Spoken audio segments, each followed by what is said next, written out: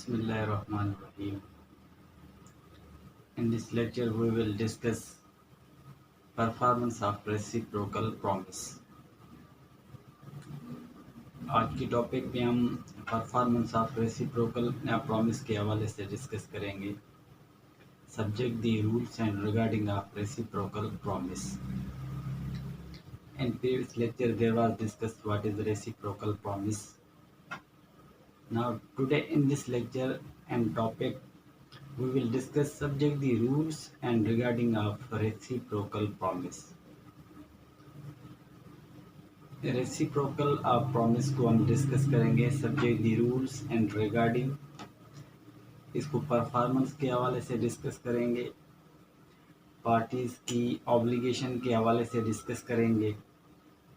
इसमें पार्टीज की ऑब्लिगेशन क्या होती है, subject the performance of contract, यानी हर पार्टी की सब्जेक्ट दी रेसिप्रोकल प्रॉमिस के हवाले से परफॉर्म करने की, अपने पार्ट को कैसे परफॉर्म किया जाएगा, ऑब्लिगेशन के हवाले से और उसमें रिस्पॉन्सिबिलिटी के हवाले से इस टॉपिक को डिस्कस किया गया. प्रीवियस लेक्चर में तो हमने ये डिस्कस किया था व्हाट इज़ रेसिप्रोकल प्रॉमिस, लेकिन इस टॉपिक डिस्कस करेंगे. तो सबसे पहले हम इस टॉपिक को इंट्रोडक्शन के हवाले से डिस्कस करेंगे. बाकी जो डेप्थ में इन सेक्शन को डिस्कस किया गया, subject the performance of reciprocal promise, 3 contract को डिस्कस किया गया डिटेल में. तो वो सेक्शन में हम चल के डिस्कस करेंगे. सेक्शन 51 से लेकर 58 तक जो डिस्कस किए गए सब्जेक्ट दी कॉन्ट्रैक्ट एक्ट 1872. रूल्स और रिगार्डिंग के हवाले से 8 सेक्शन को डिस्कस किया गया है. तो इस टॉपिक में हम सिंपली इंट्रोडक्शन को डिस्कस करेंगे, performance of reciprocal promise. Basically there are 3 kinds of the contract जो फॉल करते हैं परफॉर्मेंस ऑफ रेसिप्रोकल प्रॉमिस के हवाले से. 3 किस्म के कॉन्ट्रैक्ट होते हैं जो रेसिप्रोकल प्रॉमिस के हवाले से फॉल करते हैं, और उनको चल के हम सेक्शन में भी डिस्कस करेंगे. और ये 3 किस्म के कॉन्ट्रैक्ट जो हैं इनको डिस्कस किया गया है subject the rules and regarding, detail में जो इस सेक्शन में इनको डिटेल में डिस्कस किया गया है. तो हम डिस्कस कर रहे थे कि what is reciprocal promise. There was discuss in previous lecture. Now in this topic we will discuss subject the rules and regarding of reciprocal promise. कौन कौन से कॉन्ट्रैक्ट हैं जो subject the performance of reciprocal promise के हवाले से fall करते हैं. इसमें नंबर 1 में mutual and independent contract, number 2 mutual and dependent contract, and number 3 mutual and concurrent contract. ये 3 किस्म के कॉन्ट्रैक्ट हैं. नंबर 1 में हम डिस्कस करेंगे mutual and independent contract. Mutual and independent contract में ये होता है कि पार्टीज एक दूसरे की परफॉर्मेंस पे डिपेंड नहीं करती.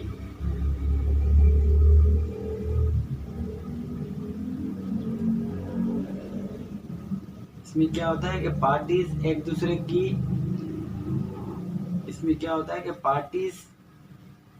दूसरे की परफॉर्मेंस पे डिपेंड नहीं करती. अगर ए पार्टी परफॉर्म करेगी अपने पार्ट को तो बी पार्टी भी परफॉर्म करेगी अपने पार्ट को, या अगर बी पार्टी अपने पार्ट को परफॉर्म करेगी तो ए पार्टी भी अपने पार्ट को परफॉर्म करेगी. इसमें इस कंडीशन को डिस्कस किया गया है कि इसमें इंडिपेंडेंट होती है पार्टीज, कि अगर ए पार्टी फेल होती है तो उस कॉन्ट्रैक्ट को बी पार्टी परफॉर्म करेगी, उसके बाद ए पार्टी के खिलाफ सू करेगी. अगर बी पार्टी फेल होती है तो ए पार्टी के ऊपर ऑब्लिगेशन बनती है कि ए पार्टी अपने पार्ट को परफॉर्म करे, उसके बाद बी पार्टी के खिलाफ सू करेगी. इस किस्म के कॉन्ट्रैक्ट में ये कंडीशन डिस्कस की गई है. सपोज ए और बी पार्टी ने कॉन्ट्रैक्ट किया. ए पार्टी ने प्रॉमिस किया to pay the amount on 25th April, और बी पार्टी ने प्रॉमिस किया to deliver the goods on 27th April. अभी दोनों पार्टीज के दरमियान कॉन्ट्रैक्ट हो जाता है। एक पार्टी कहती है कि 25th अप्रैल को अमाउंट पे किया जाएगा, और उसमें दूसरी पार्टी कहती है कि 27th अप्रैल को जो है माल ए पार्टी को डिलीवर किया जाएगा। तो अब subject the independent contract. Now A party has failed to perform the part of contract. It could not pay the amount to B party. A party अपने पार्ट में फेल हो चुकी है, अपने पार्ट को परफॉर्म करने में फेल हो चुकी है, अमाउंट को पे नहीं कर पाई। तो subject the independent contract. Now there is obligation of B party. B party will perform the part of contract, will complete the part of contract. B party अपने पार्ट को परफॉर्म करेगी, कंप्लीट करेगी, उसके बाद ए पार्टी के खिलाफ सू करेगी। Sue for damages के हवाले से भी कर सकती है, कंपनसेशन के हवाले से कर सकती है, रिकवरी ऑफ अमाउंट के हवाले से कर सकती है। तो इसमें ये माइंड में रखना है कि subject the performance of contract, parties एक दूसरे के ऊपर बाइंडिंग नहीं होती। ए पार्टी बी के ऊपर बाइंडिंग नहीं होती, बी पार्टी ए पार्टी के ऊपर बाइंडिंग नहीं होती। Subject the performance part of contract. Number 2, mutual and dependent contract.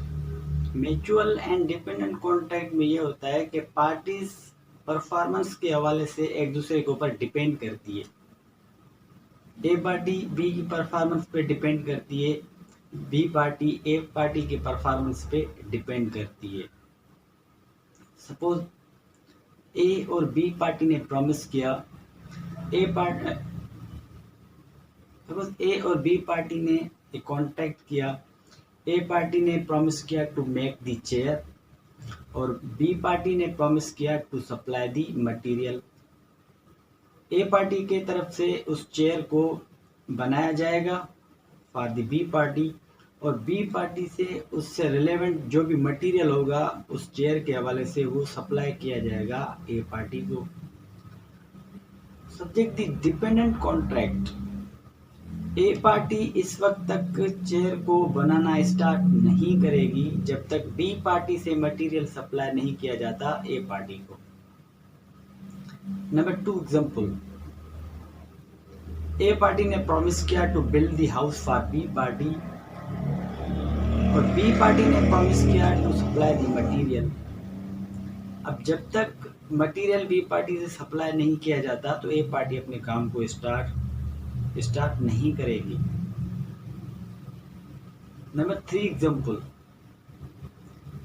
A party ने प्रॉमिस किया कि कुछ गुड्स जो है बी पार्टी के लिए स्टॉक किए जाएंगे, इसके बदल में जो है बी पार्टी इसको पेमेंट अदा करेगी जो माल स्टॉक किया जाएगा ए पार्टी की तरफ से for the B party.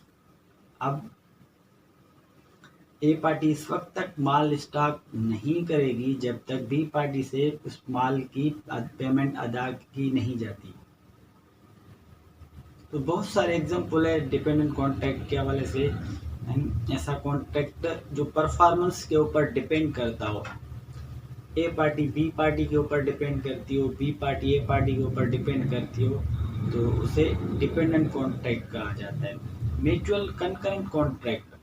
Mutual concurrent contract में ये होता है कि ऑब्लिगेशन के हवाले से, परफॉर्मेंस के हवाले से at the same time the same subject matter, यानी एक पार्टी दूसरी पार्टी के ऊपर बाउंड होती है, दूसरी पार्टी ए पार्टी के ऊपर बाउंड होती है कि दोनों पार्टी पार्ट को साथ साथ परफॉर्म करेगी। अगर पार्ट को परफॉर्म नहीं करती तो एक दूसरे की ऑब्लिगेशन को डिस्चार्ज समझा जाता है, डिस्चार्ज किया जाता है कि पार्टीज की विल होती है कि उसको परफॉर्म करे या उस पार्ट को परफॉर्म ना करे। तो ए पार्टी ने प्रॉमिस किया to deliver the goods on 25th April, and B party ने प्रॉमिस किया to pay the amount at the time of delivery when goods will be delivered to B party. A party की तरफ से माल deliver किया जाएगा, B party की तरफ से जो है पेमेंट अदा की जाएगी eight the time of delivery. तो ए पार्टी इस वक्त तक माल डिलीवर नहीं करती जब तक B party is ready and willing to show, यानी अपनी विलिंग को शो नहीं करती, पेमेंट को अदा करने के लिए अपनी विलिंग को शो नहीं करती जब तक पेमेंट बी पार्टी अदा नहीं करती या उस बात को शो नहीं करती कि पेमेंट बी पार्टी से अदा की जाएगी, तो ए पार्टी की तरफ से माल डिलीवर नहीं किया जाएगा बी पार्टी को। Subject the obligation of B party भी इस वक्त तक पेमेंट अदा नहीं करेगी जब तक ए पार्टी से बी पार्टी को माल डिलीवर नहीं किया जाता या ए पार्टी अपनी बिलिंग को शो नहीं करती टू डिलीवर दी गुड्स। तो इन 3 किस्म के कॉन्ट्रैक्ट को इस इंट्रोडक्शन के हवाले से हमने डिस्कस किया है। फर्दर जो है इनको हम डिटेल में डिस्कस करेंगे subject the section wise from section 51 to 58।